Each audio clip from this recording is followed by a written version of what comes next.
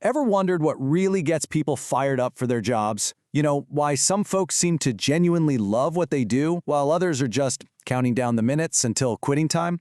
Well, today we are going to crack the code on one of the biggest puzzles in the working world: motivation. But before we dive in, let's start with a really important question. What's the actual cost to a business when an employee is miserable? You might be surprised to find out that the answer could very well be everything. Okay, let's just paint a picture here, one we've all probably seen. Think about that person at the coffee shop who gives a huge sigh when you order, or the retail worker who's more interested in their phone than in helping you.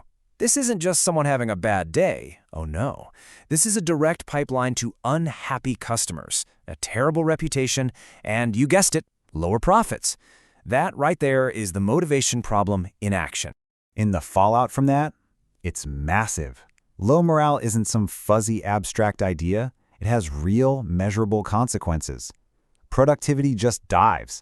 Customer service takes a hit, and pretty soon the company's reputation is in the gutter. Then you get what they call high staff turnover, which is just a businessy way of saying people are quitting left and right. And on top of that, absenteeism goes up.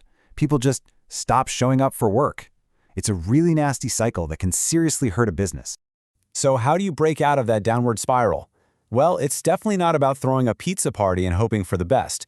To really solve this thing, you've got to dig deeper and actually understand what makes people tick. It's time to crack the motivation code. So, what exactly is motivation when we talk about work? Well, at its core, it's the why. It's the reason an employee wants to put in the effort and do a great job. See, it's not about making someone do something. It's about creating a situation where they choose to do it and they actually feel good about it. And that leads us to an even more basic question. If we're going to figure out how to motivate people, we first have to ask, why do people even bother to work at all?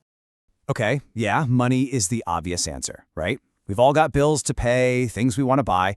But think about it. If money was the only thing that mattered, we'd all just chase the highest paying job, period. But we don't. The truth is we're looking for so much more. We want to feel like we're part of a team, like we belong. We want to be told we did a good job and feel like our work actually matters. And ideally, we want to enjoy what we do. And of course, having that feeling of security, knowing your job isn't just going to disappear tomorrow, that's huge. Now, these ideas aren't new. People have been thinking about this stuff for a very long time. So let's take a look at three of the absolute classic theories, the blueprints, if you will, that have really shaped how we think about motivation today. First up, we've got F.W. Taylor. His idea was very, very simple. He believed that workers are driven by one thing: money. That's it. For him, the equation was simple. The more stuff you make, the more money you should take home. And this idea led to something called the piece rate system. It's exactly what it sounds like. You get paid for each piece you produce. The thinking goes, if people want more money, they'll just work faster and produce more. But there's a pretty big catch, right? This can easily lead to people rushing and sacrificing quality for quantity. Plus, it just doesn't work for a ton of jobs today. I mean, how do you measure the output of a designer or a nurse? Next, we have Abraham Maslow, and he came at this from a totally different angle. He suggested that our needs are arranged in a hierarchy, kind of like levels in a video game. You have to beat the first level before you can move on to the next one. Let's break that down. At the very bottom, you've got your basic needs. You need a wage to pay for food and a roof over your head. Simple. Once that's covered, you start worrying about safety. You want a contract, job security. Okay, now you feel safe. Next up, social needs. You want to have friends at work to feel like you're part of the team. After that, you're looking for esteem. You want people to recognize your hard work. And then only when all of that is in place do you reach the top: self-actualization. This is where you want to be challenged, to grow, to truly become the best you can be in your role. Our third and final theorist, Frederick Herzberg, really shook things up. He came along and said, hold on a minute. The things that make you happy at work are completely different from the things that make you unhappy. He called it his two-factor theory. Okay, this is so cool. On one side, you have what he called hygiene factors. These are things like your pay, how nice your office is, and job security. If these things are bad, you'll definitely be unhappy.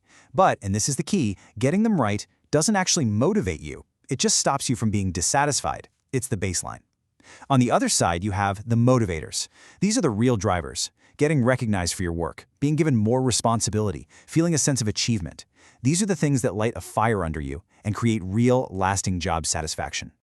So with all these theories floating around, What do businesses actually do? Well, they've got a whole bunch of tools at their disposal, and the most obvious one, of course, is money.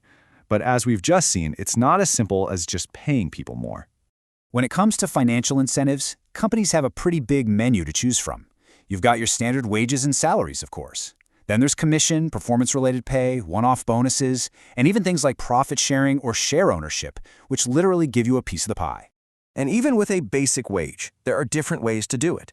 There's the time rate. You get paid by the hour. It's super simple to figure out, but your fastest worker gets paid the same as your slowest. Or you have the piece rate. You get paid for each thing you make. Great for rewarding high output, but remember Taylor's problem? It can really hurt quality and frustrate the people who are careful and meticulous. But let's be real. Hertzberg and Maslow taught us that motivation is about so much more than just the paycheck. So let's look at the other side of the coin, the really powerful stuff that money just can't buy. And honestly, this is where it gets really powerful. A good salary is great, but it's often these other things that really make you love your job. We're talking about perks like a company car or good healthcare, sure. But it's also about deeper things, like building a great team spirit, giving people chances to learn new skills, and something as simple but as crucial as saying thank you for great work. One really clever way to motivate people is to redesign the job itself. For instance, there's job rotation. This is where you have people switch tasks for a bit. It fights off boredom, they learn new skills, and it keeps everything feeling fresh. Then you have job enlargement. This one is all about adding more variety to someone's role. So instead of doing one repetitive task all day, they get a few more added to their plate, all at a similar skill level. It's not about more responsibility, it's about making the job wider and less monotonous. And finally, there's job enrichment. Now this is the big one. This isn't just adding more tasks, it's adding more meaningful ones. It's about giving people more control, more responsibility, and more challenges. It's about trusting them to step up and, in return, giving them a real shot at feeling true accomplishment. So, after all that, what's the big takeaway? It's that there is no magic bullet. There's no one-size-fits-all answer to motivation. The thing that gets a creative genius excited is going to be totally different from what drives a competitive salesperson. The real secret is understanding that you need a whole toolkit and the wisdom to know which tool to use for which person and for which job. Which brings us to our final thought, and this one is for you.